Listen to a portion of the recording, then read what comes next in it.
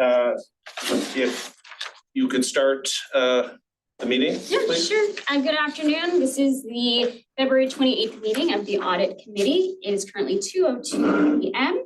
Any members of the public who are joining us remotely during the public comment period, you will have 3 minutes to provide your public comment. Please use the raise hand function. And with that, I will proceed with roll call. I will start with our committee chair, Makachuk. Present. Director Tyson. Here. Director Sergio Lopez. Here. And joining us remotely, committee member Sangha.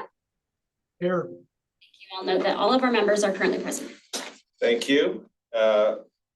With that, I'll actually call the meeting to order at 2:03 p.m. on Friday, February the 28th. And at this point, I'll open it up for public comment on any items that are not on the agenda. And if there's no one appearing here in the offices, and if there's anyone appearing remotely, please raise your virtual hand. No hands raised, Chair. I'll close public comment and we'll move to the consent calendar. We only have one item. If anyone would like to pull an item on the consent calendar? No? I move approval of the consent. I'll take public comment just before that. If you're a member of the public and you wish to make a comment on the consent calendar, please raise your virtual hand.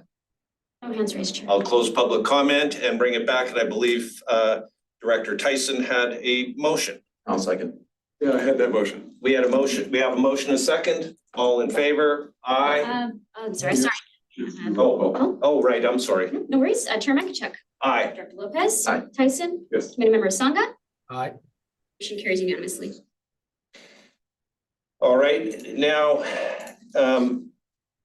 we'll get to the regular calendar, but before doing so, I'm wondering if we'd like to change the orders so that since we've got the audit partner here, we could maybe move that up to the top of or second on the agenda, number 3. So since we're paying his freight. Fine with that. Everyone agreed? Mm-hmm. All right, so we'll go item 2, then we'll do item 5 becomes item 3, and then we can flow from there. All right. With that, item 6 is elect chair and vice chair of the 2025 SVCE Audit Committee. And I'll just say that I would like to be chair of the audit committee for the next fiscal year or the next calendar year or whatever. But I don't know if someone else would like to be chair. I'll nominate Director Makachuk. I'll second it. We have a motion and a second. Do we want to do so roll call? Oh, do we want, if you're a member of the public and you'd like to comment on this, please raise your virtual hand. No hands raised. I'll close public comment and bring it back for a roll call. Director Lopez. Yes. Tyson. Yes. Makachuk. Aye. Committee member Sangha. Yes. Carried unanimously. All right, thank you. So then we've got item number 5, which is now item number 3. Chair. Vice chair. Oh, sorry, geez. Done this twice now. Would anyone like to be the vice chair? Would they like to nominate themselves or would you like to nominate someone? I'll volunteer. You'll volunteer? If there's not anyone else interested. Happy to. I'll make that motion to nominate Director Lopez for the vice chair position. Seconded.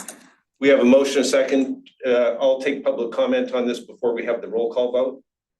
If you're a member of the public and appearing remotely, please raise your virtual hand. No hands raised, Chair. All right, we'll close public comment and we'll bring it back for a roll call vote. Chair Makachuk. Aye. Alternate Director Lopez. Aye. Tyson. Yes. Committee member Sangha. Yes. That motion carries unanimously. Thank you.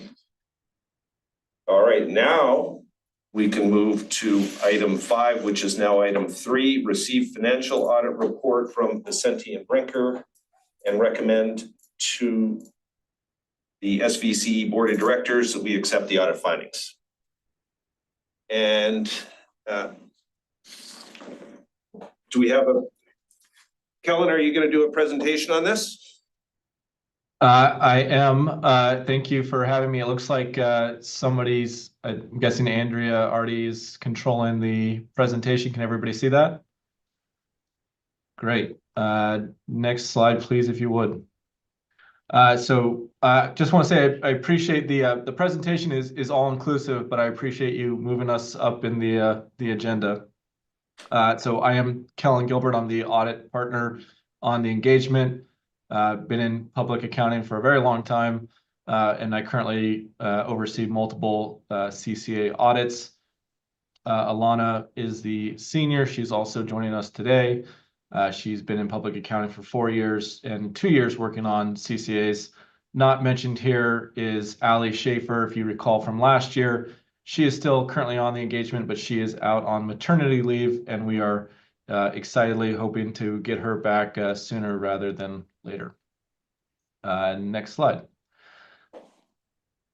So just a little bit of housekeeping here before I dive into the details and the results of the audit.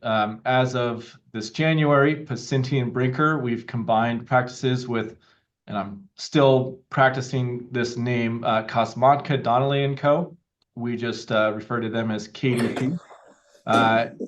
And all the former partners of Pacinti and Brinker are now partners of this new revised KDP. And this is just step one of a multi-layered merger that's taking place. So we will actually have a brand new name that we are revealing in just a few months that will be a platform for multiple firms.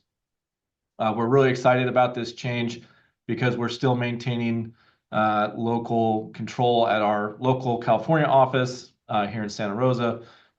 Nothing's changing from that perspective.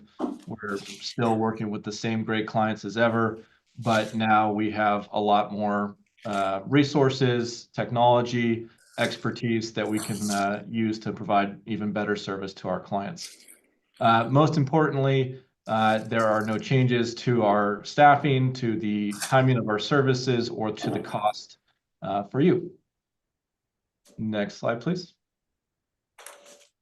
And we just wanted to make sure that we were very, very explicit that we are currently under contract through, it's technically through September 2027, but it's actually for the 9/30/2026 audit. That is not changing. From our perspective, there's no changes to any of the contract terms other than the changing of the name. Everything else that I could possibly think of, there's no changes. The staffing is not changing, and I will continue to be the partner on the engagement. So no other way to explain that other than just no changes other than the name from your perspective. Next slide, please. Yeah, ask a question on this slide. Absolutely. How long would your maximum term be as the lead partner on the SVCE engagement? That's a great question. I believe through 2028, if we were so lucky to win you back as a client in 2020 through that period. But I can double check that. I'm pretty sure it's 6 years to California mandatory auditor partner rotation. Great, thank you very much. Yeah, I've got that code section written on my desktop, but I can grab that for you and send it to you. But I'm pretty sure it's 6 years, and I think this is my 3rd year. Next slide, please. All right, so now we get to the good stuff, and we are not burying the lead. We issued an unmodified opinion, or a clean opinion, which is, in our opinion, the financial statements are free of material misstatement. So again, that's the highest level of cleanest audit opinion that we can issue. Next slide.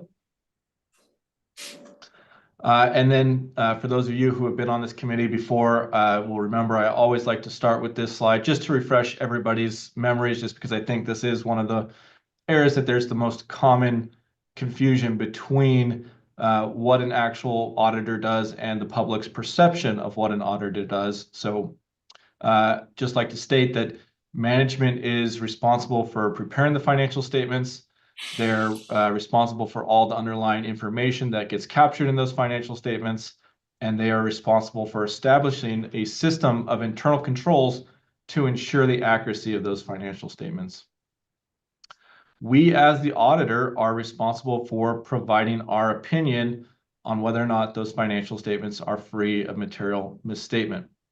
And we do that through considering risks to the financial statements, considering control risk as well as inherent risk, essentially how complex are the underlying transactions. And once we have completed our risk assessment, we perform a series of tests, analytics, and confirmations to address those risks. Additionally, we review the financial statements to ensure their accuracy and to make sure that they are free of error or what we consider management bias. Next slide, please.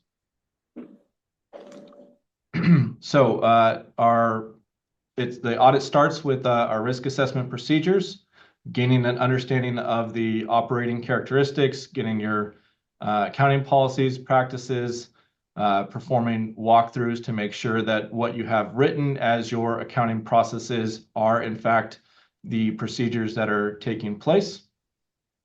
We use our knowledge of the industry and professional guidance to then finalize our risk assessment procedure, which is really going to be what drives what auditing procedures we select to address those risks. Next slide, please. So this is just some of the significant areas of focus during the audit.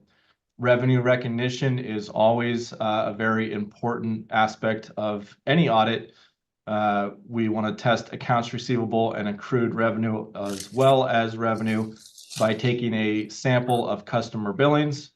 We additionally trace the total cash received throughout the year to total revenue for a reasonableness check on the amount of revenue that's being recognized.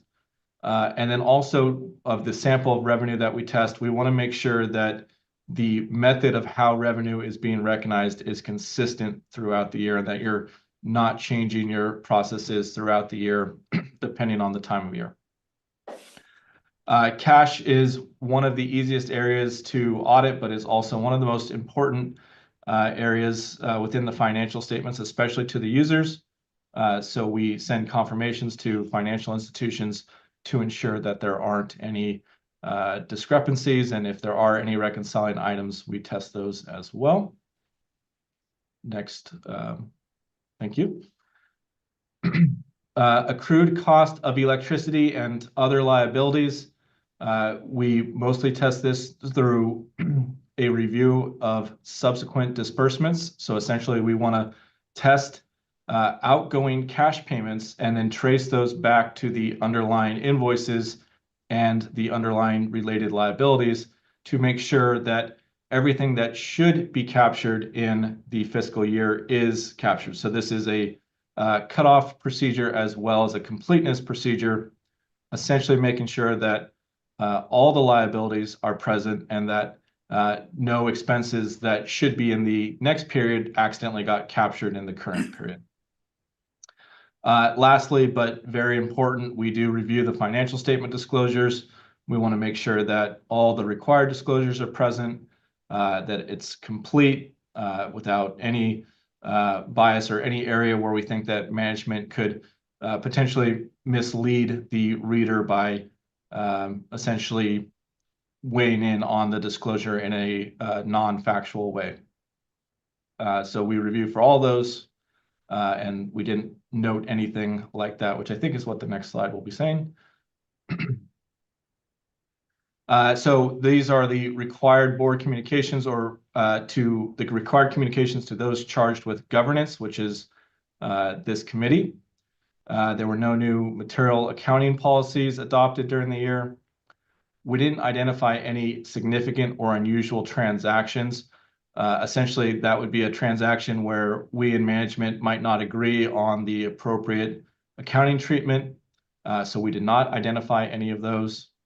We did not propose any audit adjustments to the financial statements. And we also sent a separate letter noting that we did not report any deficiencies or material weaknesses in internal controls. Next slide, please. And I think this is the last slide, just more required communications. Essentially, we want to make sure that we're having an open dialogue, which is really the purpose of this meeting, so that you have a chance to ask questions or hear directly from the auditor.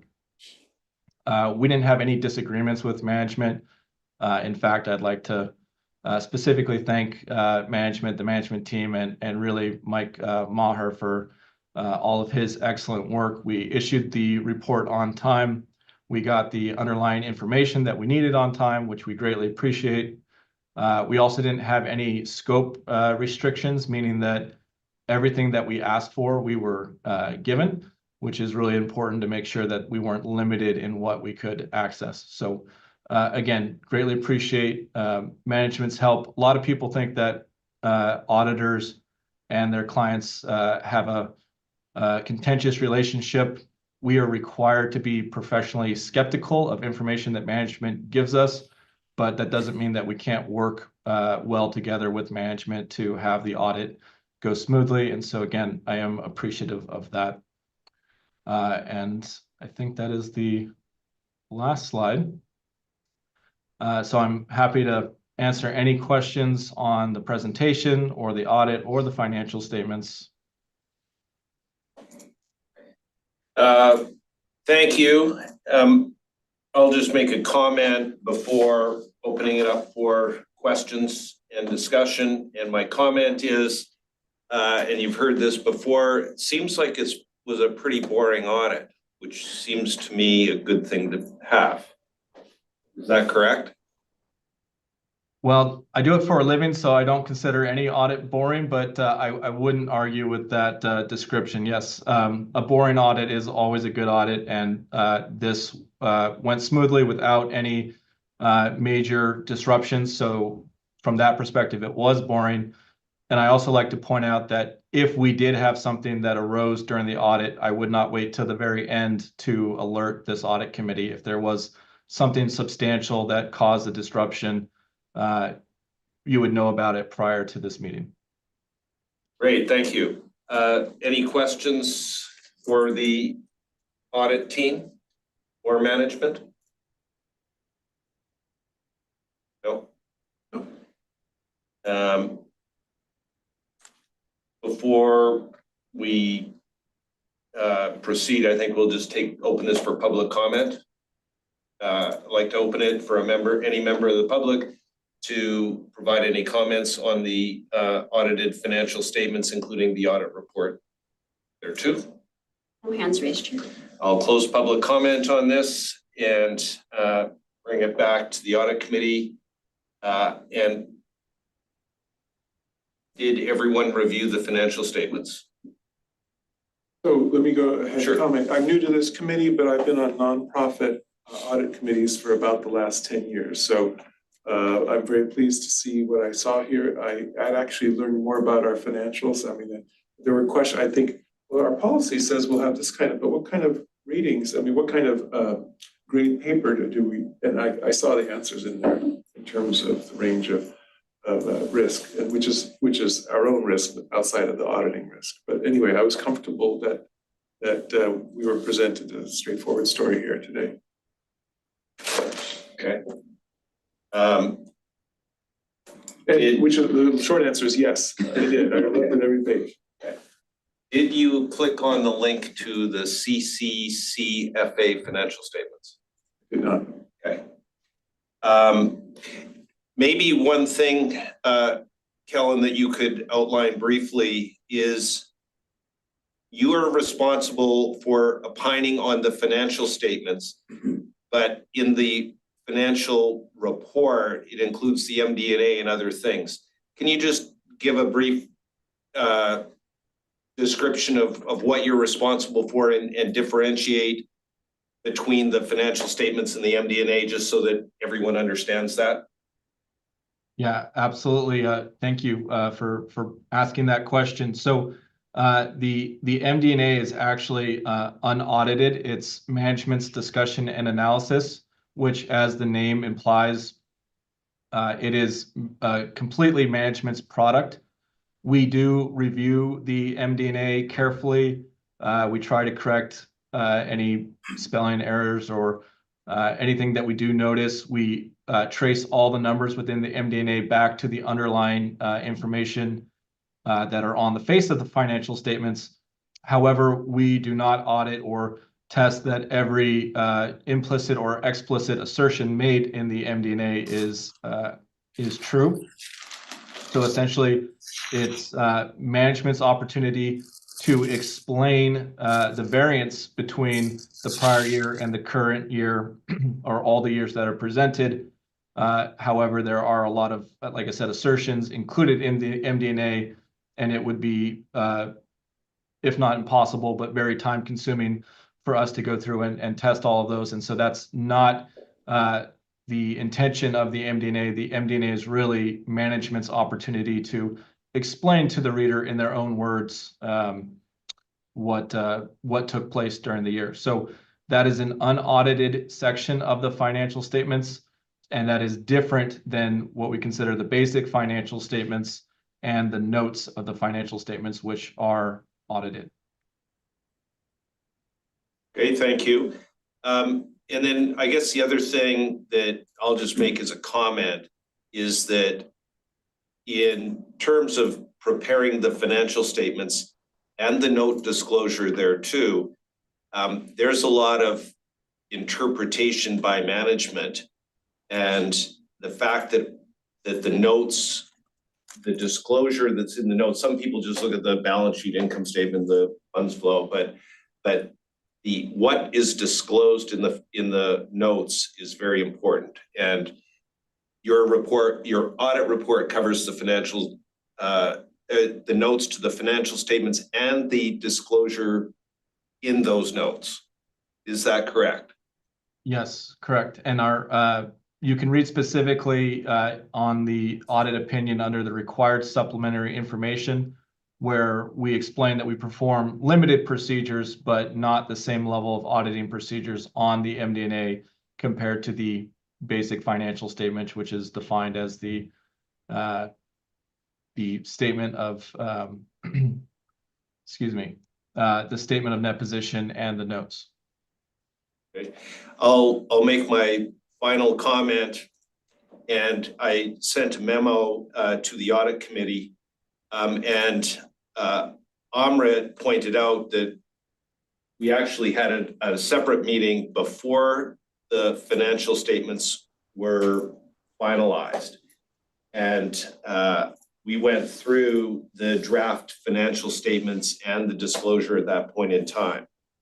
So I apologize for not including that in the memo, but I just wanted everyone to know that we did have, it was what, a good hour discussion between you and myself and Mike Marr, and Karen. Karen was there as well. So I just want to make sure that Mike, the question is, who's Mike Marr? And he owns, or is the principal behind Marr Accountancy.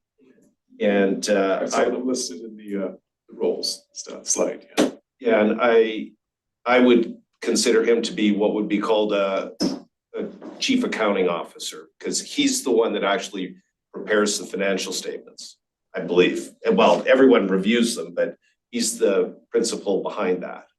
So we went over the financial statements in a fair amount of detail. Okay, well, with that, if there's no other comments, perhaps someone would like to make a motion. I just want to say I appreciate the memo and all the conversations and additional work outside this committee that you put in that. So thank you for sharing. I'm happy to make a motion to accept the results of the audit. I'll second that. We have a motion, a second. May we have a roll call vote, please? Chair McIntyre? Aye. Vice Chair Lopez? Aye. Director Tyson? Yes. Committee Member Sangha? Yes. Carried unanimously. Okay, with that, I'm not sure Kellen, if you'd like to leave or if you want to stay. We're in the thick of our busy season, so we're gonna hop off. And again, I appreciate you moving us to the top of the agenda. And again, appreciate you guys have been a pleasure to work with, and look forward to next year. Okay, thanks, bye. See you at the board meeting, though. Yes, a little too soon with that. Yes.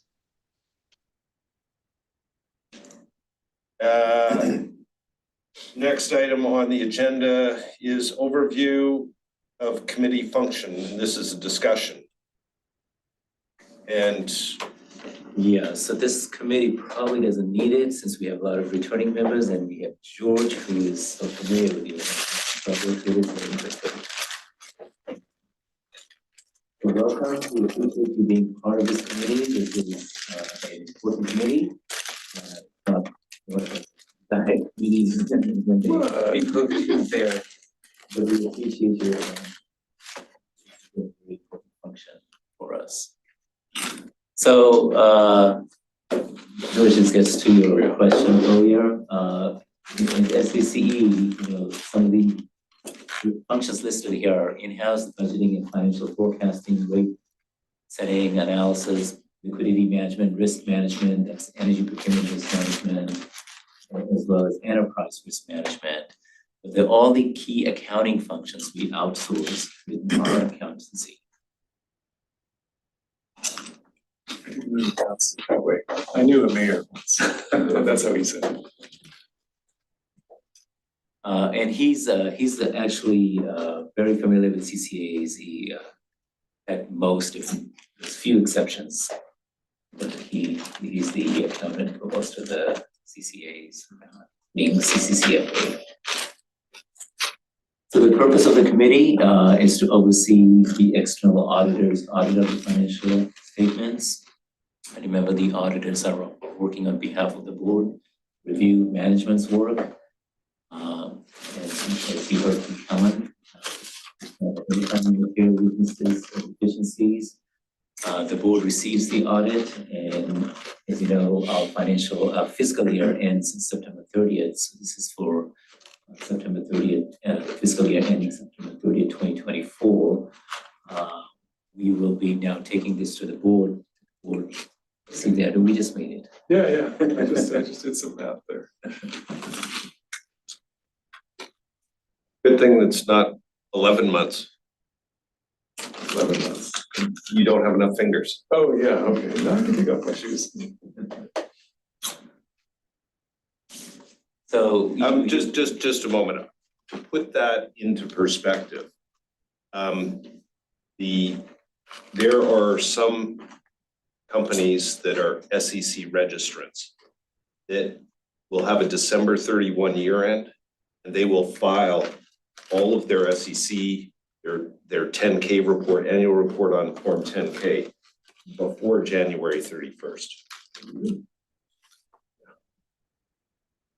So we're in the business of the CAISO energy where we don't get settlements a good chunk of a month or so later, and even CAISO reserves the right to go back and review our numbers.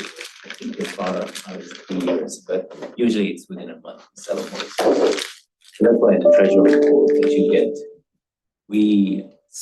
it's actually quite an effort to get it out every month. It's the last minute we get it right before the board postings. But Mike knows to prioritize us. Most other CCAs do it on a quarterly basis for that reason, because it's hard to get the numbers behind the scenes. This, I'm going to skip this slide since we just did this with the auditor. The other thing I'm going to cover is an IT audit. So this is different than financial audit. And the first two audits listed there, security assessment and an IT audit. This is sort of our own doing. We're not required to do this. And we've been doing the IT audit since our inception, basically looking at all our vulnerabilities in our systems and infrastructure. And then we also moved to security assessment, looking at security threats and risks, namely cybersecurity. And the third one there, the CPUC mandated audit of the customer metadata. So that's a mandated audit that there's an annual sort of mini audit that happens on an annual basis, and then there's a full audit every 3 years, and this is one of those full audit year. So we'll be completing that and filing that in April of 2025. I'm not going to go too much into details because we just had Nick, Senior Manager for IT and Admin Services, walk in, and there is a agenda item in the closed session where we'll talk about some of the cybersecurity threats and risks. And timings of the meetings. So this committee usually meets twice a year. Sometimes we have met 3 times a year, but we can obviously meet as often as we need to. So the next expected meeting of this committee is likely to be in September. And that's right before our fiscal year ends. And that is when the auditor will come in and plan for the audit. The fiscal year ending September 30th, 2025. Go through the scope and the audit, initiating the audit. So you'll have that opportunity to meet with the auditor. Questions on the functions of the committee? Or I'll make a comment. I believe that Sacramento should change the topics of closed sessions to include audit committee meetings in particular. And everything's got to be covered under the Brown Act with full transparency. But I think that's completely inappropriate for an audit committee. And for example, the audit committee should be able to meet with management one-on-one or group on group in a closed session to make inquiries as to any disagreements with the auditors on accounting treatment or errors in the financial statements, all of those things that there weren't any, but those conversations are in most organizations other than government entities are behind closed doors. And they're independent of both the auditors, and the same conversation is between the audit committee and the auditors and the audit committee and management. So this is something that I think should change in Sacramento, but it's just me, in my opinion, pontificating on this. But anyways.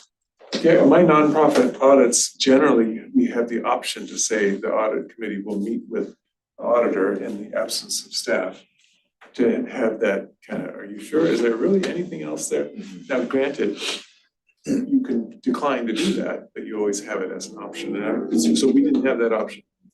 Right, but if that meeting was to occur, it could not appear in a closed session. It would have to be, oh, management, leave the room, please. Well, everyone can look at the video, you know, and all that. No, I mean, it is not independent, and I feel strongly about that because I think that's just, you know, in my insight into government over the past 5 years has been, I think there's some improvement over it.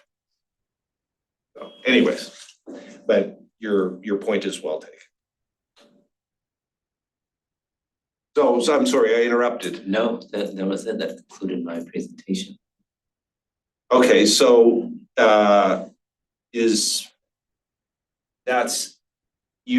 you put this in because we've got a new member and you just want to make sure that everyone understands the roles and responsibilities and the timing and the meetings. In case we have new members and we don't meet that often, so we only meet usually twice a No, year. it's a normal thing to cover, just like the auditor gives their overview of what auditors do. Okay, I have a question. Do we have the, and I'm sorry if I'm not as plugged in, do we have the dates for all future meetings? No, tentatively. most likely the next meeting will be in September, and Andrea will Okay. reach out for that. Okay. And if you have any preference, you can let us. That's fine. I mean, I think that's far enough ahead that we'll work out to schedule it. I was just wondering. so it's a discussion item, but I'll ask if there's public comment on it. Please raise your virtual hand. No hands raised, Chair. We'll close public comment on that and move on to approve assignment of auditor contract to, and I won't try the name, was KD and Co. And do we have a report on that? Yeah, there was a staff report. Basically, I'll cover it. So as you know, right, and when the audit was just about complete, we were notified that they were merging with this new firm. And in our contract, as you know, the board hires the auditors. And we had gone through an RFP about 3 years ago, and the audit committee reviewed the audit. That's the year we met 3 times. And then recommended that we hire Vicente and Brinker. We were also our auditors before, but we got a new audit partner, and we changed it every 5 years. I think our policy is every 5 years, even the state may have up 6 years. I'm not 100% sure of that. I think it is 5 years. But anyways, we still have term remaining, but under that contract, if Mike looked at the contract and said, this is, we view this as an assignment of their merger with a new firm, and we have the right to accept or reject that assignment. Given that there are still 2 audits left, we're recommending that we continue. And so we're recommending that we go ahead and accept the assignment, and that if the audit committee approves, supports this, recommends that the board, we recommend that the audit committee recommend to the board that they accept the assignment, and we will put it as a consent item to make sure that we have an effective contract in place. Mike, correct me if I've misstated anything.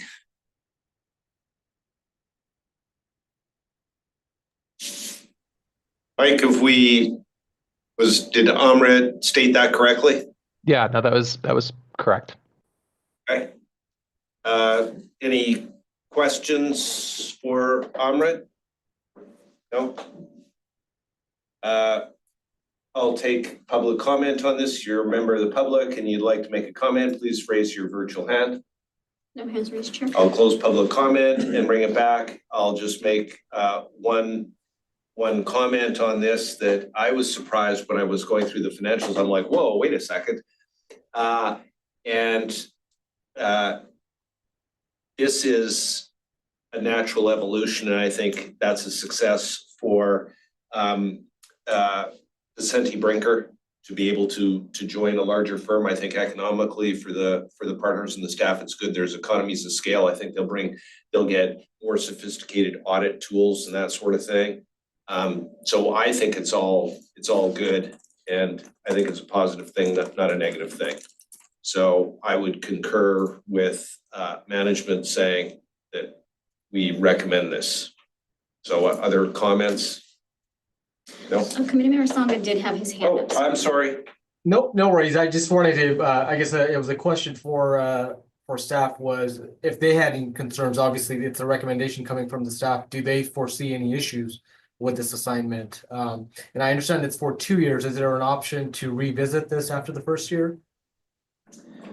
I don't think Mike, do we have that option in the contract? I'd have to review the terms, which I can try to do briefly.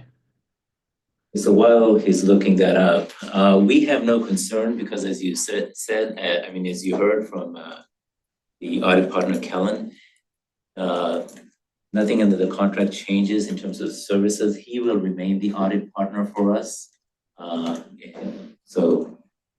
So we have no concerns for that reason. Thank you.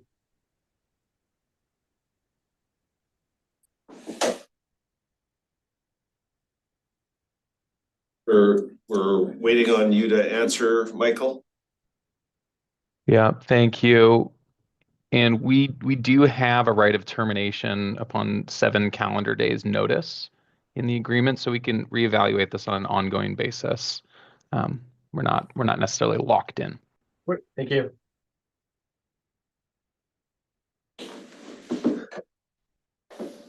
I move that we approve assignment of the auditor contract to the KD, was there a P? Kosmatka Donnelly and Company LLP. Second. We have a motion and a second. May we have a roll call vote, please? Chair Makachuk. Aye. Vice Chair Lopez. Aye. Director Tyson. Yes. Board Member Sangha. Yes. That motion carries unanimously. All right, now we're on the last item of our regular calendar, establishing rate stabilization fund under GASB 62. This is informational. So while Andrea brings that up. So this is an informational item for this committee, because this committee does not make operating decision. We have a finance committee, and finance committee met this Wednesday, and we went through this same item that I'm gonna go through here. The finance committee recommended that the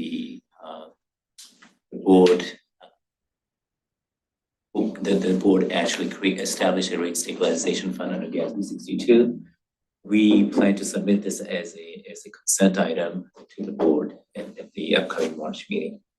So I'm providing this here as an information because this committee is very familiar with our financial statements, and this is primarily affecting our financial statements. And what I'm planning to cover is the accounting rule. You know, that there are other CCAs that are doing this. What's the implication? I'll show you an illustration of a financial statement. One of the CCAs. With some very hilarious misspellings. Oh, was there? Oh, yeah. Okay, they have a different auditor. Well, it was just an example for, I saw that. We'll talk about the impact on the readers of the financial statements, you know, because again, this affects it doesn't affect our finances. It affects the way we report our the reported statements on the statements. So, and then we'll just draw a little distinction between operating reserves and rate stabilization funds to make sure there's no confusion there. And then the criteria for deferring and recognizing revenues. So that's the outline. Can you go back one slide?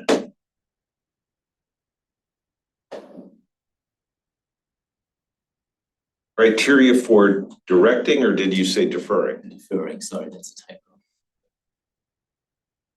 Okay. Everywhere. I didn't catch that one.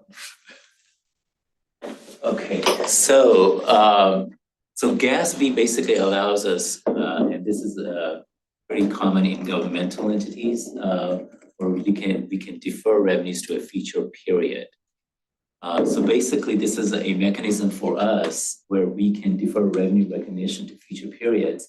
And what we are proposing here, and this is somewhat different than other CCAs, is that we defer to the extent we have earmarked funds. What are earmarked funds? If you know, for those of you on our board, you know that we direct a lot of money towards programs. And then there are other set-asides, for example, like buying a building.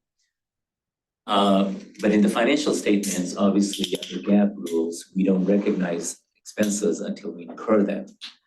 So we have a lot of set-aside money that is not hitting the financials, but we set that money aside when we have periods of good revenues, of good financial year. What this will enable us to do is to basically, in the years when we have good revenues or good contribution to reserves, and we do we can basically defer revenues to future periods, so it aligns with when we incur the expenses. Okay, so that's what's going on here. And we can start with this fiscal year, but we cannot go back any of the prior years.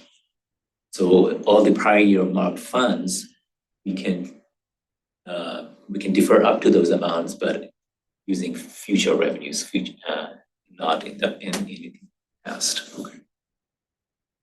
Go ahead. So if we do put funds there, do those funds no longer count as part of our days of cash? No, that's a different concept. And I'm going to cover that in a slide. Okay, yeah. So just to highlight this, we are not alone in this. We have other CCAs that have been doing this. They call it a rainy day fund or a surplus revenue fund. So we are only directing what we call, the board has already earmarked.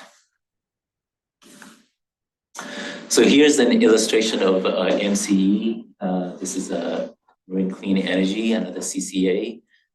You can see on the statement on the left, this sort of like our income statement, the year in which they defer the revenues.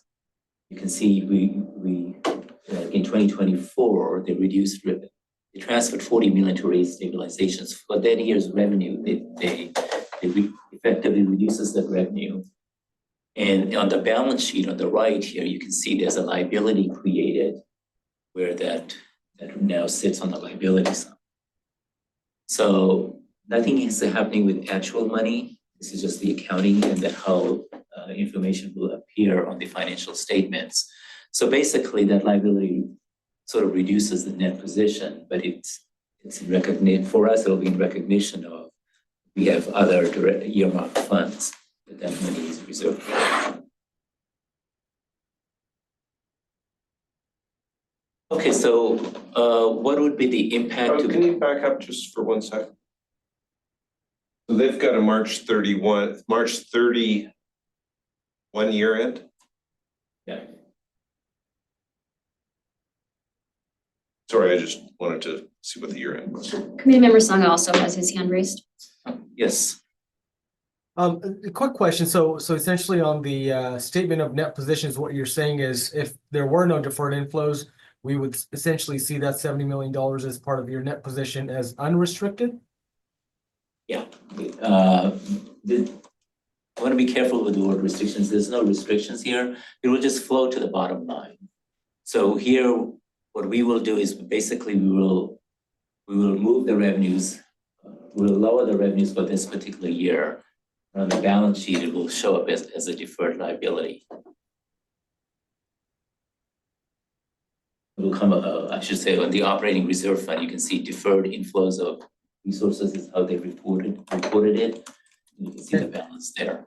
And this is in addition to the existing operating reserve that the policy that SVC already has, correct?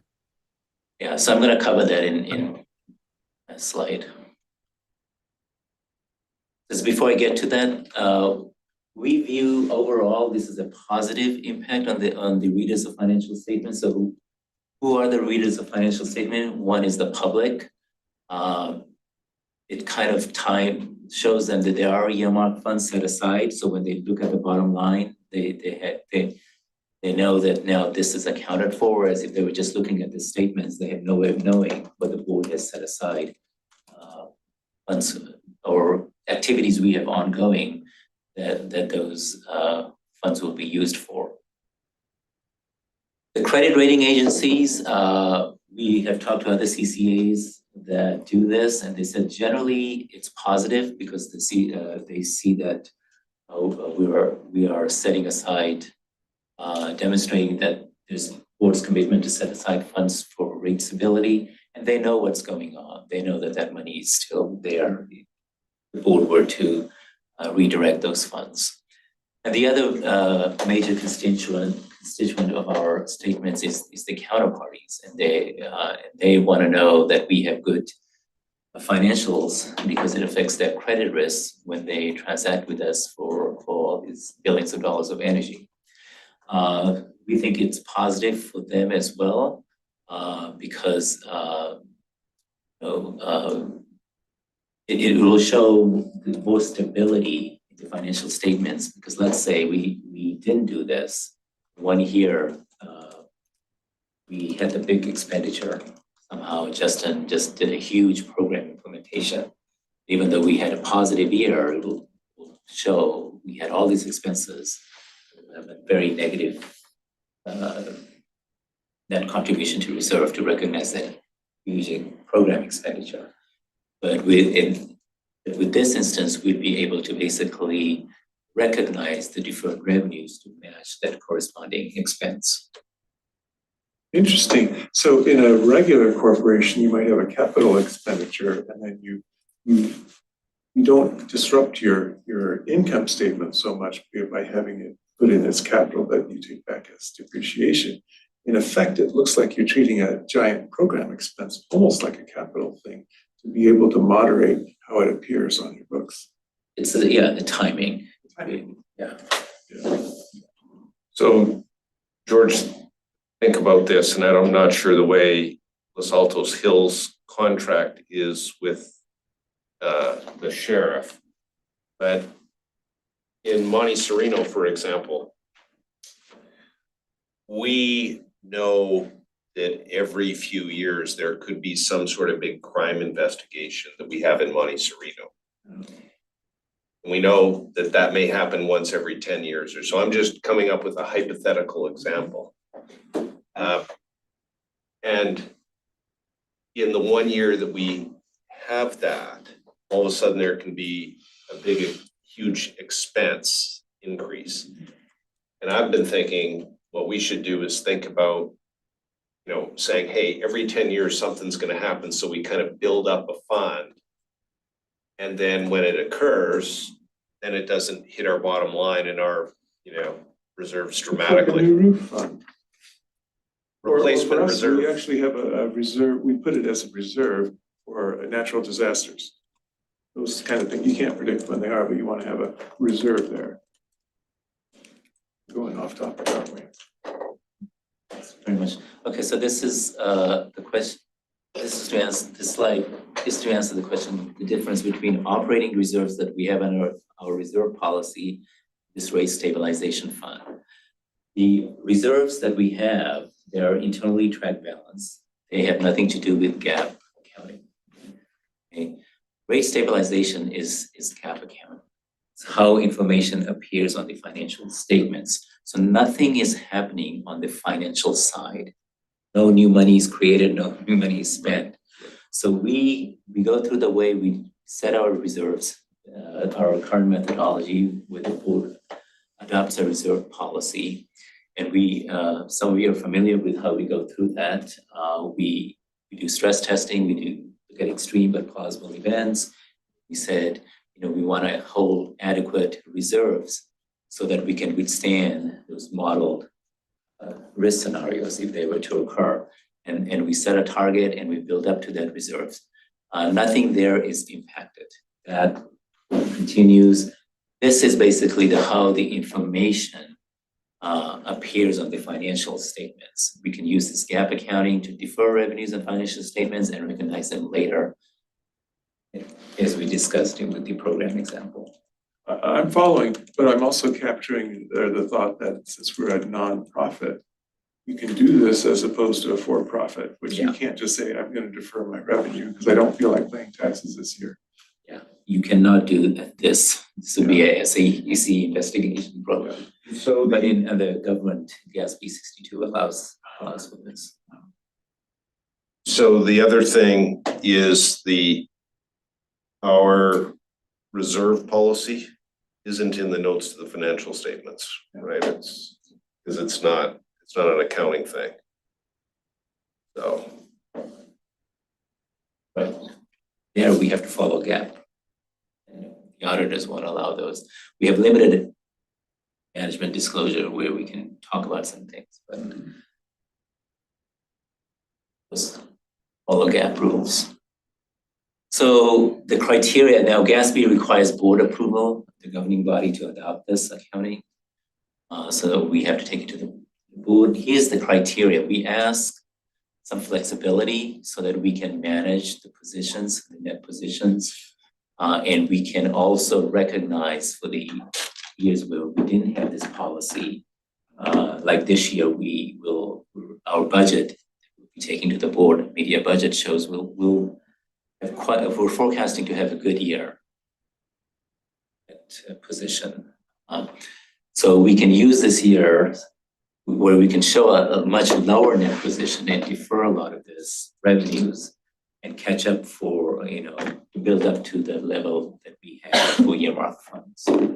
So we ask for that flexibility, and what we're asking, the criterion we have here is, at the end of the fiscal year, we'll work with Mike Maher, and we will defer revenues, but it will not exceed the balance of the earmark funds. And then the GAAP recognize net position does not fall below 2% of revenues. And that's to make sure that we don't go negative in how we state our net position. And then the flip side of that is how do we recognize deferred revenues? If the GAAP net position would fall below 2% of revenues for that fiscal year, we would transfer funds or recognize deferred revenues. And any fiscal year and to adjust the rate stabilization to adjust it to the balance of earmarked funds to make sure that we have amount deferred that's in line with the amount. The lesser amount or the greater amount? Lesser or the greater. You could draw it down to the lesser of or the greater of. So basically what we're saying is we will draw it such a way that the net position, to the extent we can, net position doesn't fall below 2%. So let's say revenues are 500 million. We don't want to go below 10 million in net position. So we would recognize it to the point to get to 10 million. But yeah, it's not falls below 2%. But if we wanted to recognize it up to 5% of revenues, a higher number, we want that flexibility because we don't know what may materialize and what the dynamics are. So we ask for that flexibility. So we put the 2% as a falls below 2%, but it doesn't mean we will equal to 2%. We want some discretion in that.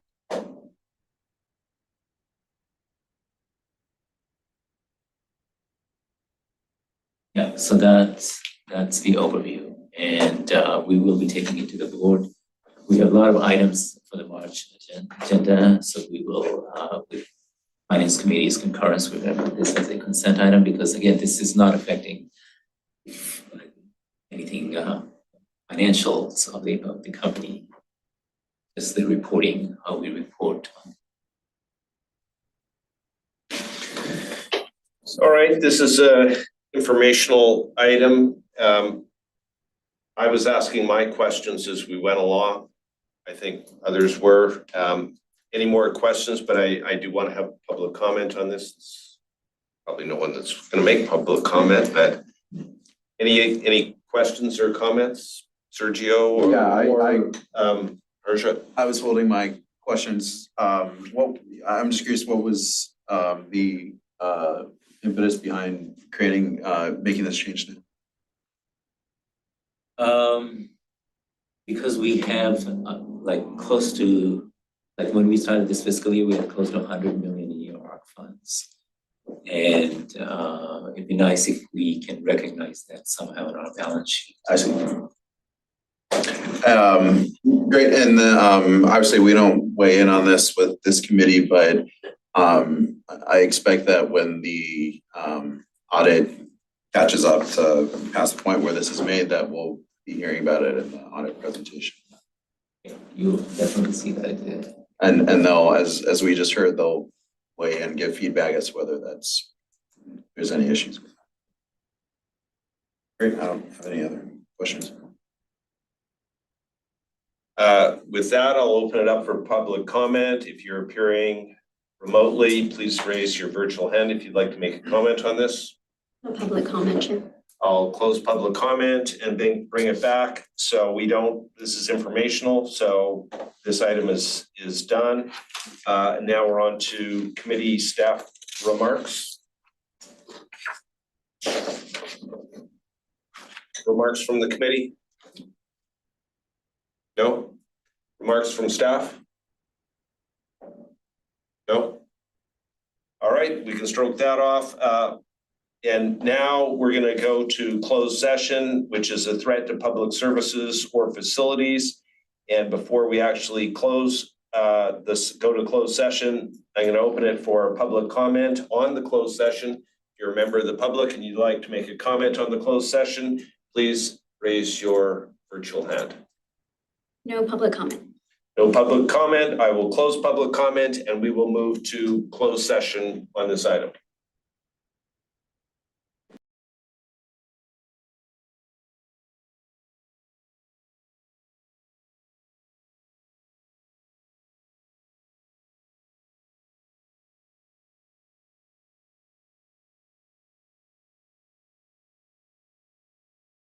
We're back from our closed session, and I will say there are no reportable actions. And we will adjourn the meeting at 3:39 p.m. to our next meeting, which will be in September of 2025. Thank you. Thank you. Take care.